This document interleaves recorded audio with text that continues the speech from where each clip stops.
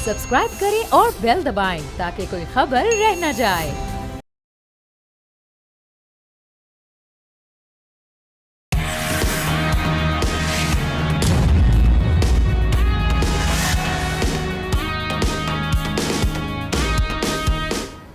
अस्सलामुअलैकुम, आप देख रहे हैं न्यूज़ पंच। मैं हूं आमना खटाना। आगाज़ में हम पीस बोर्ड मीटिंग के हवाले से बात करेंगे। वाशिंगटन में गज़ा अमन बोर्ड का पहला इजलास में सदर ट्रंप की सरबराही में हुआ। ट्रंप ने गज़ा में आलमी इस्तेहकाम फोर्स का ऐलान किया, जिसमें इंडोनेशिया, मराकश, अल्बानिया, कोसोवो और काज़ाकिस्तान शामिल होंगे। अपने खिताब में सदर ट्रंप ने वज़ीर आज़म शहबाज शरीफ और फील्ड मार्शल की तारीफों के पुल बांध दिए। इसके बाद वज़ीर आज़म की अमरीकी वज़ीर ख़ारजा मार्को रूबियो से मुलाकात भी हुई। दूसरी जानिब हम देख रहे हैं कि इस सारे सिनेरियो में ईरान अमेरिका ताल्लुकात में कशीदगी बरकरार है। इससे पहले एक रिपोर्ट आ चुकी थी कि इसी हफ्ते में ईरान पर अमेरिका हमला करने के लिए तैयार है, लेकिन ईरान ने यूरेनियम अफसोदगी हक से दस्तबरदारी मुस्तरद कर दी है।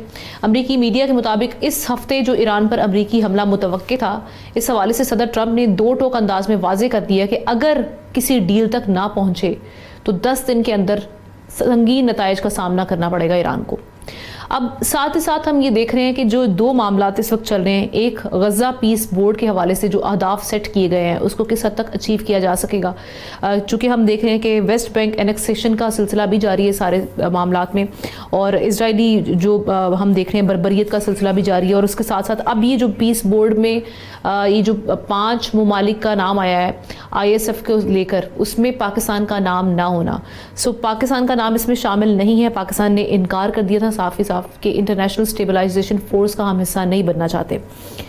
ये सारे मामलात इन पर डिस्कशन के लिए एहतशामुल हक साहब सीनियर एनालिस्ट हमारे साथ मौजूद हैं। उनके साथ साथ सीनियर एनालिस्ट और चेयरमैन जवानाने पाकिस्तान अब्दुल्ला हमीद गुल साहब ने भी हमें ज्वाइन किया। दोनों को वेलकम करते हैं।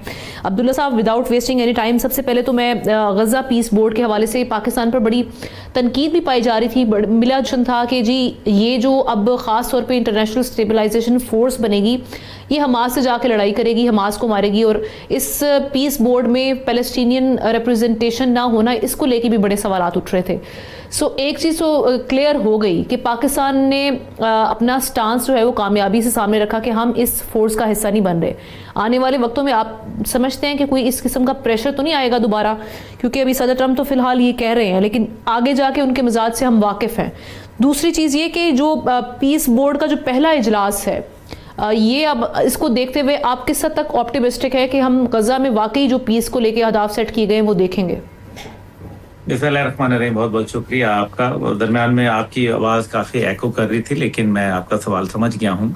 देखिए, जहाँ तक गज़ा पीस बोर्ड की बात है, एक तो पहली बात यह है कि इसकी कोई ऑफिशियल रिकग्निशन एज सच नहीं है। ये ऐसा ही है जैसे मोहम्मद बिन सलमान साहब जो थे, उनको ये ख्याल आया कि एक इस्लामिक फ़ौज बनानी है, तो फिर उसके बाद आप देख लें कि आज वो इस्लामिक फ़ौज आपको क्या नज़र आ रही है। तो ये गज़ा पीस बोर्ड भी जो है, जो इस टाइम पे वैसे तो पीस बोर्ड कहा गया है इसका नाम, जिसमें गज़ा भी शामिल हो जाएगा, लेकिन जब तक कि फ़लस्तीन इसके अंदर एक फरीक के तौर पर नहीं आएगा, इस पीस का कोई फ़ायदा नहीं होगा। दूसरी जानिब जो है, हमास ने इस किस्म का कोई इंडिकेशन नहीं दिया, क्योंकि वो अमेरिका की और इजराइल की किसी भी धौंस का जो है वो उन्होंने कहा है कि जी हम डटकर मुकाबला करेंगे और कोई बात नहीं, शहीद तो 72,000 से ज़्यादा हो ही चुके हैं, हम भी हो जाएंगे, उनकी तमाम लीडरशिप माजी की भी शहीद हुई है, तो फिर क्या होगा।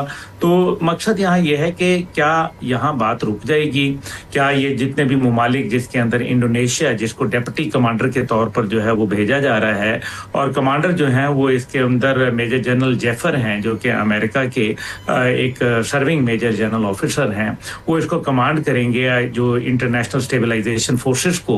तो इसके अंदर जो अब अल्बानिया है, अल्बानिया के जो लीडरशिप है वो अभी विजिट करके आई है, 2 दिन इजराइल का दौरा करके आई है, तो जाहिर है उनके हवाले से बहुत ज़्यादा सवालात उठ रहे हैं। जबकि इसके अंदर मिस्र और उर्दन जो है वो इनकी फ़ौजों की ट्रेनिंग देगा, जबकि मोरक्को का ये कहना है, मराकश का, कि जी हम जो है वो इसके अंदर पुलिस को भिजवा सकते हैं, और 8,000 ट्रुप्स जो हैं वो इंडोनेशिया ने दिए हैं, जिसके अंदर मेडिकल टीम्स भी हैं, लेकिन उन्होंने बड़ा वाज़े कहा है कि हम किसी भी कॉम्बैट ऑपरेशंस का हिस्सा नहीं बनेंगे। अब मसला यहाँ ये है कि इस सब के अंदर एक ही प्रॉब्लम है, और वो ये है कि असल जितनी भी डिस्टेबलाइजेशन है, जिसको इंटरनेशनल स्टेबलाइजेशन फोर्सेस स्टेबल करने के लिए जाना चाह रही हैं, वो तो डिस्टेबलाइजेशन तो इजराइल की जानिब से हो रही है।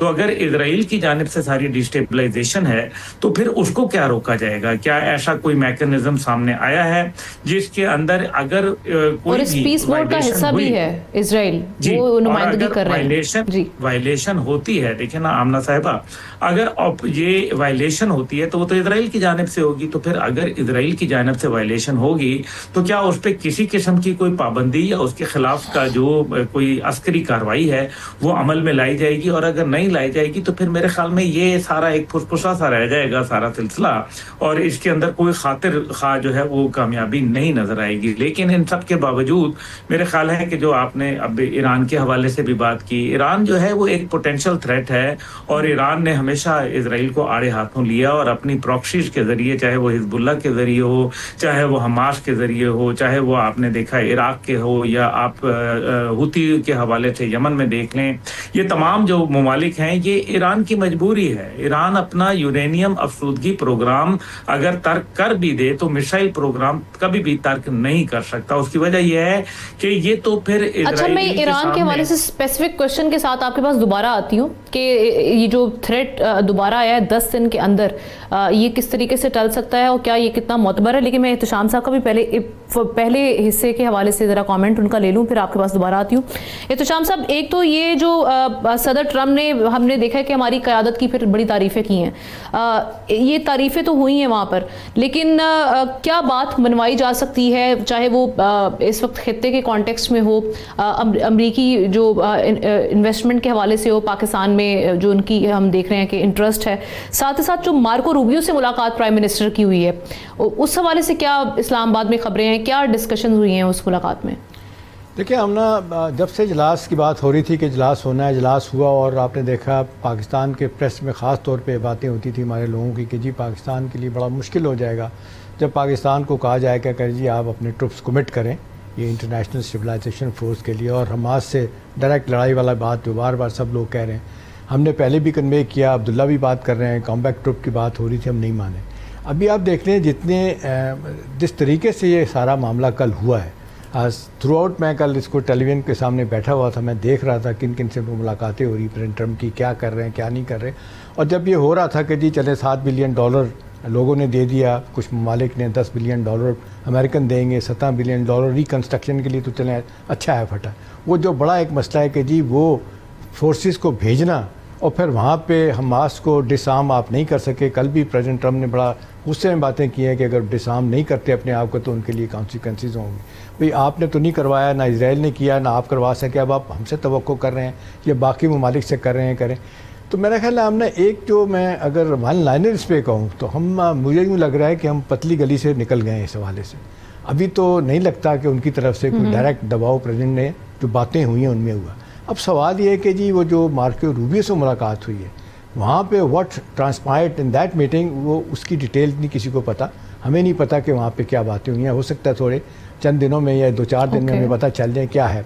लेकिन कुछ लोग इसको रूल आउट नहीं कर रहे कि ये जैसे बात हुई थी कल भी कि जनरल आसिम से बातें की थी मार्को रूबियो ने म्यूनिख की सिक्योरिटी समिट में। यहाँ पे भी कहा जा रहा है कि शायद उन्होंने जहाँ तजारत की बात की, एनर्जी की बात की, कॉपरेशन की बात की, काउंटर टेररिज्म की बात की, वहाँ ये भी बात हुई होगी।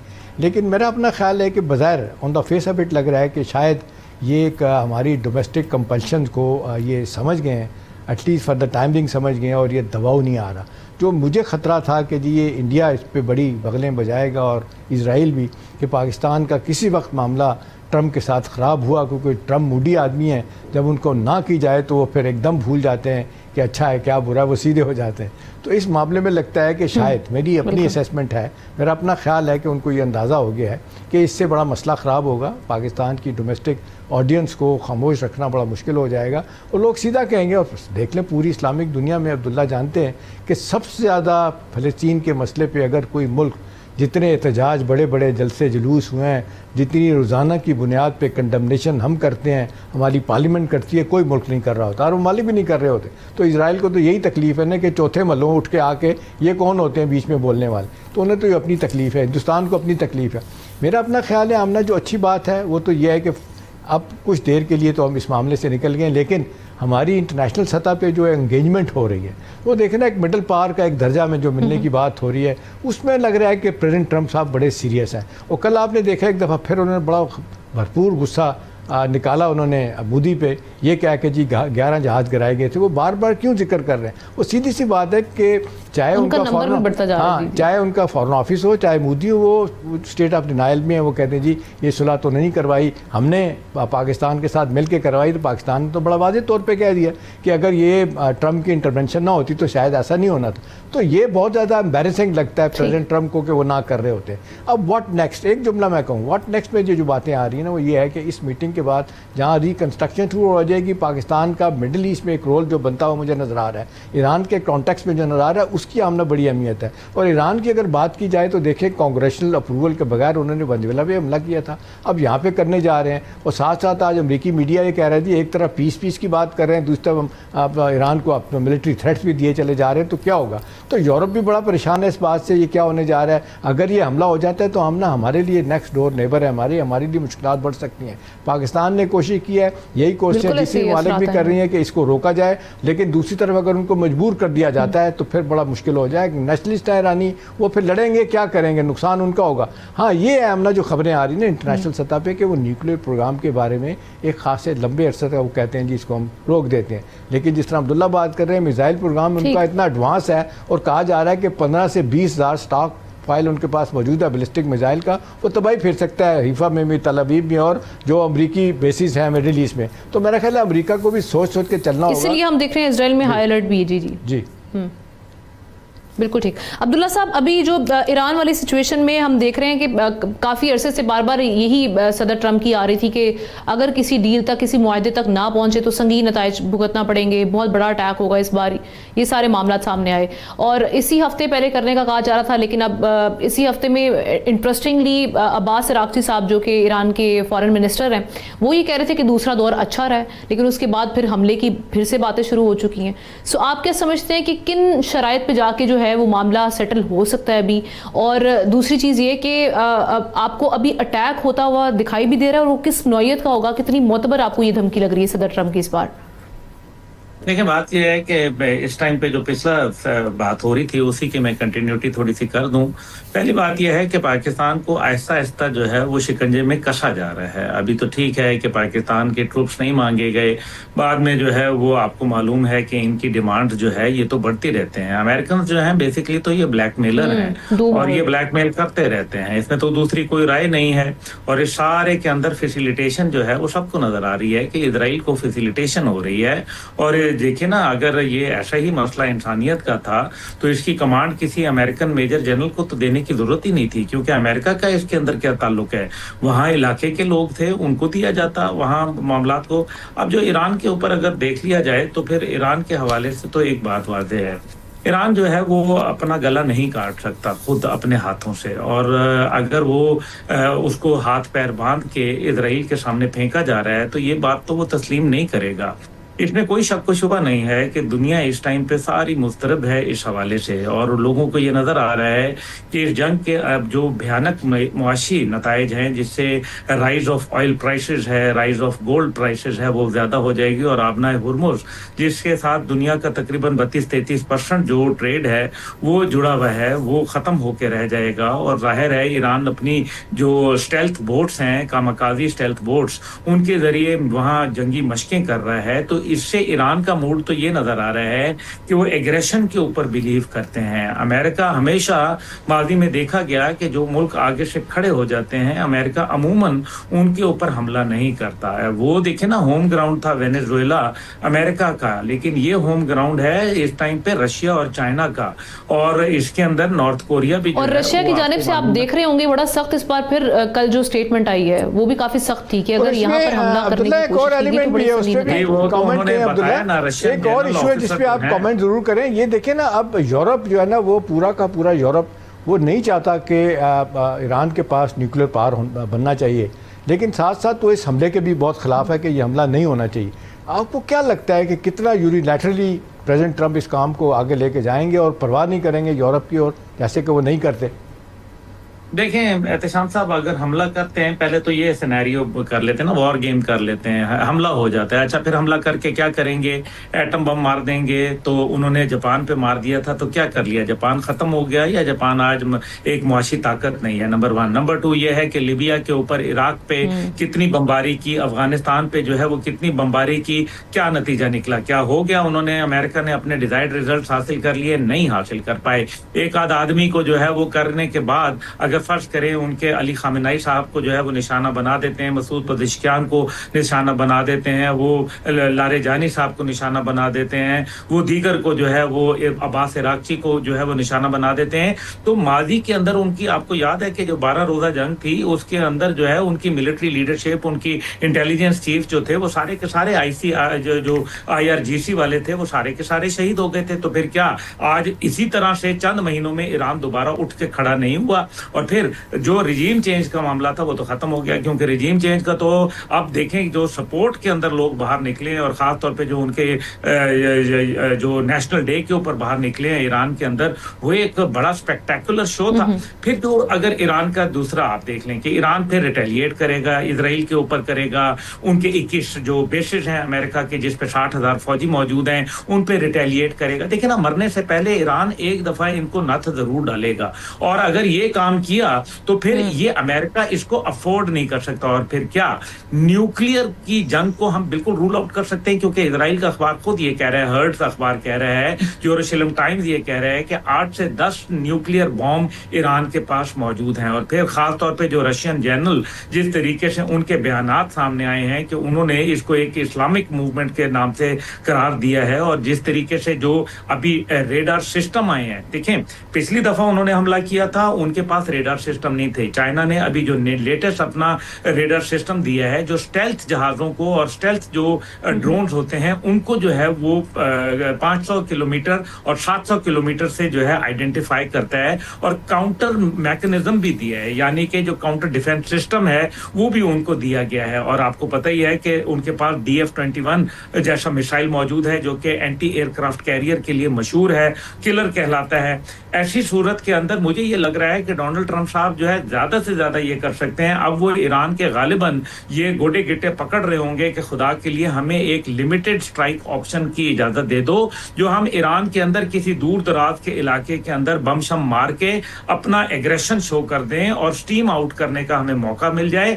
और अमलन देखिए ना, बूट्स ऑन ग्राउंड तो एहतशाम साहब भी मेरे साथ एग्री करेंगे कि बूट्स ऑन ग्राउंड तो अब मॉडर्न वॉरफेयर के अंदर होता ही नहीं है। दूसरी जानिब जो है वो ईरान के साथ लड़ने का मतलब यह है कि इस सारे खित्ते के अंदर जो है फिर रशिया और चाइना की इन्वॉल्वमेंट जो है वो नागुज़ीर हो गई। इस लिहाज से तो अब्दुल्ला आपको कुछ सफारती कामयाबी नजर नहीं आती कि ये डायलॉग के जरिए मसला हल हो, क्योंकि प्रेसिडेंट ट्रंप जहां कैरेट एंड स्टिक का इस्तेमाल कर रहे हैं वहां ये भी कह रहे हैं कि जी हम बहुत करीब है, मसला हल हो सकता है। यही बात अब्बास इराक़ची भी कर रहे हैं कि बड़ी हद तक हमने ग्राउंड कवर भी कर लिया है। तो आपको क्या लगता है कि इरिटेंट्स बड़ा कहाँ है पे जहाँ पे लगता है कन्वर्जेंस ऑफ इंटरेस्ट नहीं हो रहा? देखिए ना, अभी तो उनकी वो पता भी चल गया ना कि जो डॉलर की वहाँ किल्लत पैदा की गई 2025 दिसंबर के अंदर, और फिर उसके बाद 2026 तक वो जो एक मूवमेंट चली, उसके पीछे खुद जो स्कॉट बेनेट है, जो कि बेनेट वो ये कहता है, अमेरिकन जो इस टाइम पे फाइनेंस मिनिस्टर है, वो कह रहा है कि जी ये तो हमने खुद किया था, ये हमारी साजिश थी, हमने खुद किया था, ये तो बड़ा अब ओपन बात आ गई है। अब ऐसी सूरत के अंदर जो है वो इक्तिसादी पाबंदियों पर नरमी चाहते हैं। ईरान जो है वो चाहता है कि जी हमारे जो मिसाइल प्रोग्राम है उसको जो है फ्रीली जो है वो इजाजत दी जाए। यूरेनियम आसूदगी के ऊपर तो वो पहले भी कह रहे हैं कि हम जो है वो कोई बॉम्ब नहीं बनाना चाहते, बल्कि हम जो है वो पुरअमन न्यूक्लियर प्रोग्राम के लिए, अपनी बिजली की पैदावार के लिए हम इस्तेमाल करना चाहते हैं। और ये बात तो IAEA ने भी व्यक्त की हुई है कि जनाब हाँ, उनके ऊपर तो कोई ऐसी कोई कदगन नहीं है, उन्होंने इस किस्म की कोई एनरिचमेंट उस लेवल तक नहीं गए जिससे जो है वो एक मैसिव डिस्ट्रक्शन का कोई बंदोबस्त किया जा सके।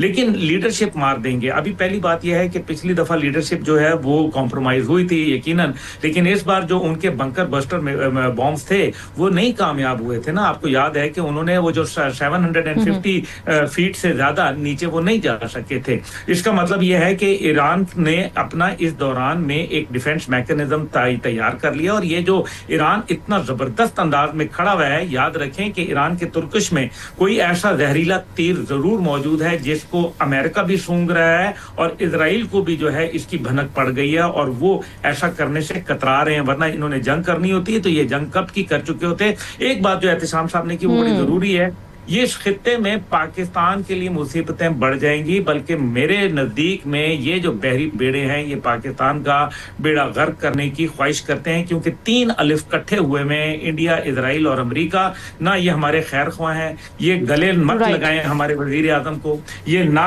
हमारी तारीफ करें, ना ये 11 हमारे साथ दिफाई डील करें 10 साल की, हमें टैरिफ ट्रेड कम करें, हमारे साथ जो हमारे न्यूक्लियर प्रोग्राम को इज्जत दें, बस हमें ये चाहिए, मत हमारी इज्जत दें। ये दुनिया में मोदी की बेइज्जती करता है, लेकिन जब डील करने की बात आती है तो वो अमेरिका जो है वो इंडिया को प्रेफर कर देता है। बहुत शुक्रिया अब्दुल्ला हमीद गुल साहब हमारे साथ मौजूद थे। एहतिशाम साहब साथ ही रहेंगे, एक ब्रेक की जानिब बढ़ते हैं। ब्रेक के बाद सियासी मंजरनामे पर इस वक्त क्या मामला चल रहे हैं उस पर डिस्कशन होगी।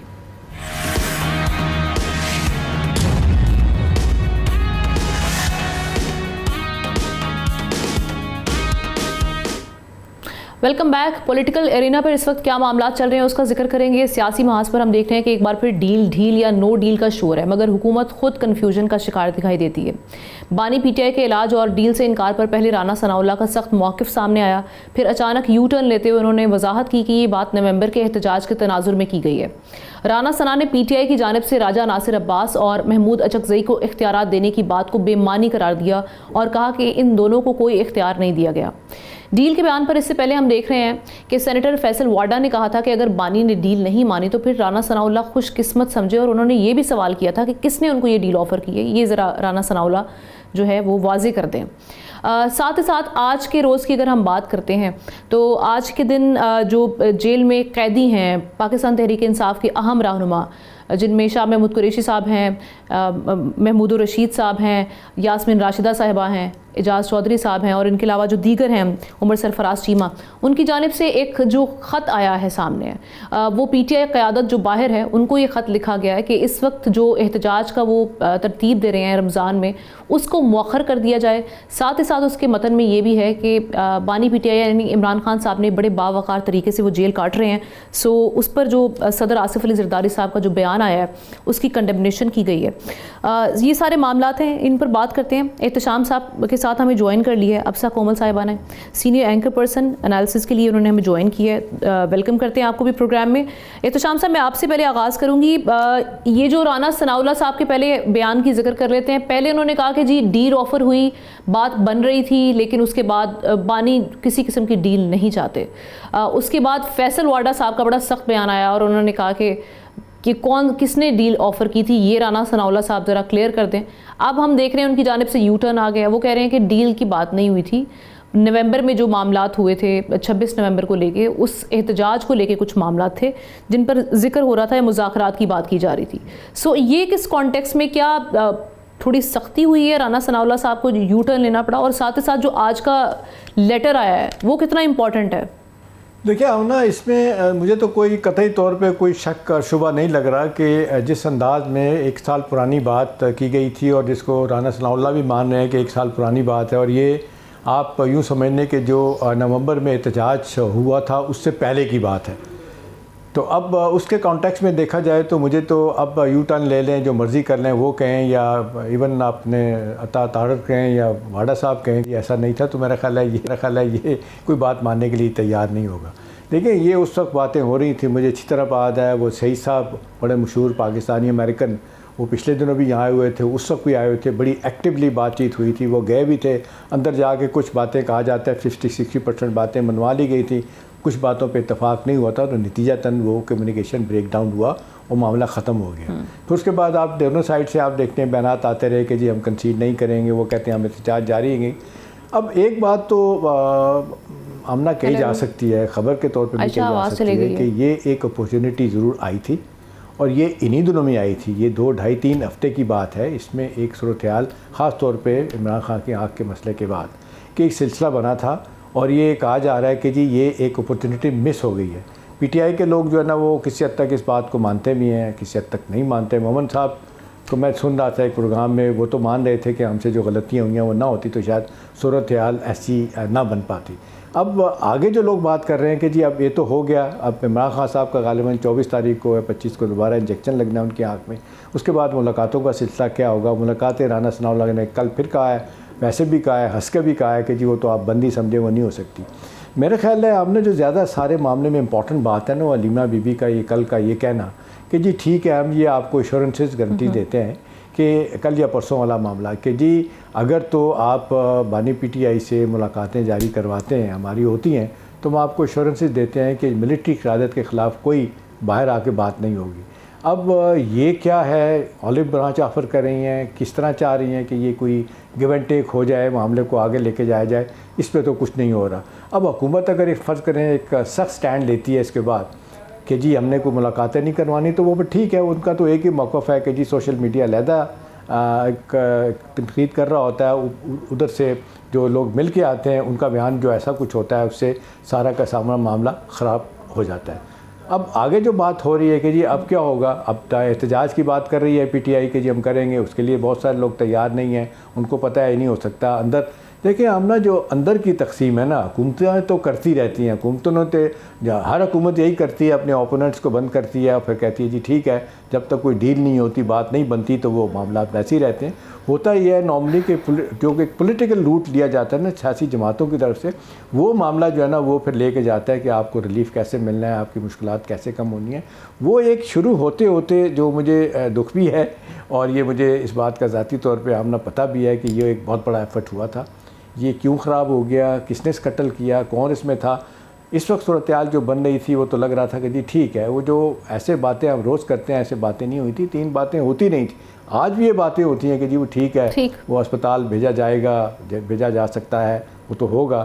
اور اس کے بعد یہ ہے کہ جی بنی گلا، اور اس کے بعد زمان پارک بھی یہ باتیں ہوتی رہی تھیں۔ اب یہ جو باتیں ہوتی ہیں کہ کس طریقے سے محسن نقوی صاحب نے، جس کو گنڈا پور کہتے ہیں کہ جی انہوں نے ایک بڑا ایفرٹ کیا تھا، وہ کس طریقے سے معاملے کو آگے لے کے گئے، کتنی آگے بات بڑھی۔ دیکھیں اس کو چیزوں کو آمنا چھپانا ہوتا ہے۔ آپ کو یاد ہے کہ جب ایک ملاقات اپنے بیرسٹر گور صاحب کی آرمی چیف سے کسی جگہ پہ ہوئی تھی، جس طریقے سے اس کو مس ہینڈل کیا گیا، اس کے بعد جو پی ٹی آئی کے لوگوں نے جتنا شور کیا تھا، ان کے خلاف باتیں ہوئی تھیں، نتیجتاً اب وہ اس طرف سے بھی کوئی بات نہیں ہو رہی۔ تو کوئی ایسی اپرچونٹی دینے کی کوشش نہیں کی جا رہی، حکومتیں تو کرتی ہیں۔ پی ٹی آئی کے اندر دیکھیں نا، مسئلہ تو پی ٹی آئی کا نا، ریسیونگ اینڈ پہ تو پی ٹی آئی ہے۔ انہوں نے اپنی بانی کی ریلیف جو ہے، اپنا رہائی حاصل کیسے کرنی ہے اور اس طرح سے اپنے مقدمات کیسے ختم کروانے ہیں، وہ آپ دیکھ لیں۔ باقی رہ گیا جو ان لوگوں کی بات کر رہی ہیں کہ جنہوں نے ایک دفعہ پھر کہا ہے کہ یہ وقت نہیں ہے، جو اس وقت ہم دیکھ رہے ہیں کہ لاہور جیل میں بند ہیں وہ لوگ، دیکھیں وہ تو پہلے بھی 2 دفعہ کہہ چکے ہیں کہ جو بات چیت کا دروازہ کھولا جائے، وہ تو انہوں نے کہا تھا، بات چیت ان کی نہیں سنی گئی، یہ بات نہیں مانی گئی۔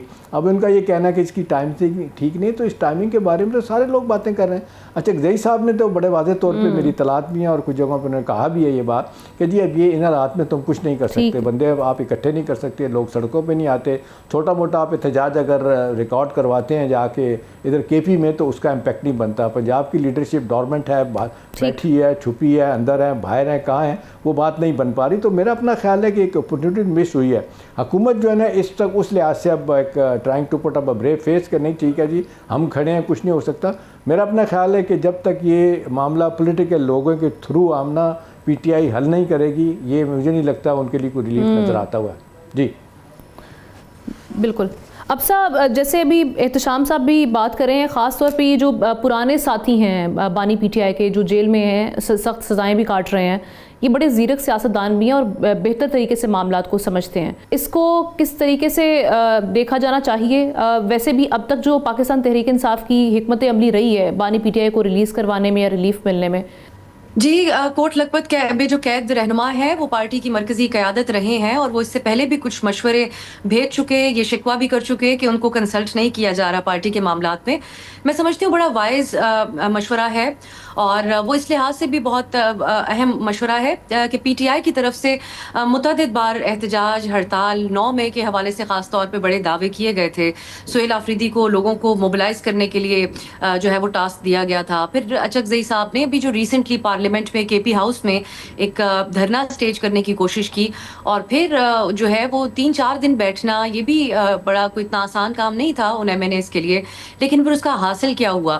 کوئی بھی مطالبہ نہیں مانا گیا، ذاتی معالج تک وہ ایکسیس نہیں دی گئی جس کا مطالبہ تھا، لیکن وہ دھرنا ختم کر دیا گیا۔ तो हमने बचपन में वो कहानी पढ़ी थी, शेर आया। सो पीटीआई की एहतजाज की कॉल का मामला कोई वो शक्ल इख्तियार करता जा रहा है, और इसमें कोई शक नहीं है कि पीटीआई की एक बहुत बड़ी सपोर्ट बेस मुल्क में मौजूद है। इमरान खान साहब की सेहत के हवाले से जो मामला है और हुकूमत की मिस हैंडलिंग है, जैसा कि अपने सवाल में भी आपने बात की, उस पर हमें बड़ा एक तशवीश और परेशानी नज़र आई है पीटीआई के सपोर्टर्स में, खा वो पाकिस्तान में हो या ओवरसीज़ हो। तो इस सब को यूटिलाइज़ करना पीटीआई के लिए वो इसलिए मुमकिन नहीं रहा पिछले कुछ सालों में, जब से इमरान खान साहब जेल में हैं, क्योंकि पार्टी बहुत बिखरी हुई है। हुकूमत बड़ी एक टफ अंदाज में हैंडल करती है किसी भी एहतजाज को, और इस लिहाज से भी पीटीआई मुख्तलिफ है कि उनकी बड़ी डाइवर्स फॉलोइंग है। सो मौलाना साहब तो मदरसे से स्टूडेंट्स को, उन बच्चों को तो निकाल लिया करते थे हर तरह के हालात में, वो नौजवान हो या अगर लड़कों पर या मेल पार्टिसिपेंट्स के ऊपर मुश्तमिल कोई धरना या प्रोटेस्ट हो तो उसमें तो लाठी चार्ज भी बर्दाश्त कर लिया जाता है। लेकिन पीटीआई के लिए फैमिलीज़ बाहर निकलती हैं, लोग अपने बच्चों के साथ बाहर निकलते हैं, उनके हमने देखते आए हैं उनके जलसे जुलूस में हमें डाइवर्स किस्म की जो है वो एक उनकी सपोर्ट बेस नज़र आती है। तो उनके लिए बाहर निकलना और उनको इस वक्त ये कहना कि आप बाहर निकलें, मेरे ख्याल से ये कोई बहुत दुरुस्त इकदाम नहीं होगा। और यही बात कोट लखपत में बैठे हुए पीटीआई के जो कारकुना, जो रहनुमा हैं, वो भी यही बात कह रहे हैं, लेकिन वो ऑब्वियसली रमज़ान का हवाला देते हुए बात कर रहे हैं। दूसरी बात यह है कि जो हुकूमत की तरफ से पहले तो उनका इलाज करवाया गया और 6-7 दिन गुजर गए तो उसको कंफर्म नहीं किया गया मीडिया को, उनकी बड़ी मिस हैंडलिंग रही है। क्योंकि जब रियासत की कैद में एक हाई प्रोफाइल कैदी हो जो फॉर्मर प्राइम मिनिस्टर है और एक पॉपुलर लीडर है, तो एक एक कदम बड़ा फूंक फूंक के उठाया जाता है, क्योंकि ज़रा सी भी बात बहुत बड़ी कंट्रोवर्सी जनरेट कर सकती है। तो इस बारे में फौरी तौर पे आगाह किया जाना चाहिए था। उसके बाद फिर राना सनाउल्लाह साहब ने जो स्टेटमेंट दे दिया कि 2 बार उनको डील की ऑफर की गई, ये एक तरीके से खान साहब को या उनकी जमात को इंडोर्स करने वाली बात थी। इस पे हमने देखा बहुत वावेला हुआ है। राना साहब ने अपने अल्फाज वापस ले लिए, वज़ीर इत्तलात ने बड़ा सख्त रिबटल दिया, फैसल वावडा का बयान भी देखने से ताल्लुक़ रखता है। लेकिन अब ये सवाल है कि राना साहब ने किसके कहने पर अपने अल्फाज वापस लिए, क्योंकि वो बड़े सीनियर रहनुमा है पार्टी के और उन शख्सियात में शामिल होते हैं जो हुकूमत का और अपनी जमात का पॉइंट ऑफ व्यू ऑफिशियल समझा जाता है, उनका point of view prime minister के सियासी मुशीर भी हैं, तो the most relevant person to talk about this. तो ये है कि हमें ज़रूर नज़र आता है कि हुकूमत बेतहाशा बैकफुट पर गई है इस मामले के ऊपर। दूसरी तरफ पीटीआई के मामलात भी इतने दुरुस्त नहीं हैं, क्योंकि जिस तरीके से उन्होंने कार्ड्स प्ले करने की कोशिश की इस मामले के ऊपर, ये सेहत के मामले के ऊपर, तो खबर ये सामने आई कि वो ऑन बोर्ड रहे। और ये जो एहतजाज का मामला है, ये इसी वजह से ये मशवरा दिया जा रहा है उनको, न सिर्फ कोट लखपत में कैद सीनियर रहनुमाओं की तरफ से, बल्कि सियासी मुबस्सिरीन की तरफ से भी, कि अभी हालात इतने साजगार नहीं हैं और ना ही आप उस अंदाज में लोगों को मोबिलाइज कर सके जिससे हुकूमत या ये निज़ाम खौफजदा हो सके। नुकसान हर बार पीटीआई का अपना हो जाता है, तो बेहतर यही है कि एक स्ट्रैटेजी के साथ आया जाए। बहुत शुक्रिया एहतशाम साहब। अब्सा कोमल हमारे साथ मौजूद थी इस मामले पर बात करने के लिए। इसके साथ ही नाज़रीन, प्रोग्राम का वक्त खत्म हुआ चाहता है। आपसे इंशाल्लाह अगले हफ्ते मुलाकात होगी। अल्लाह हाफ़िज़।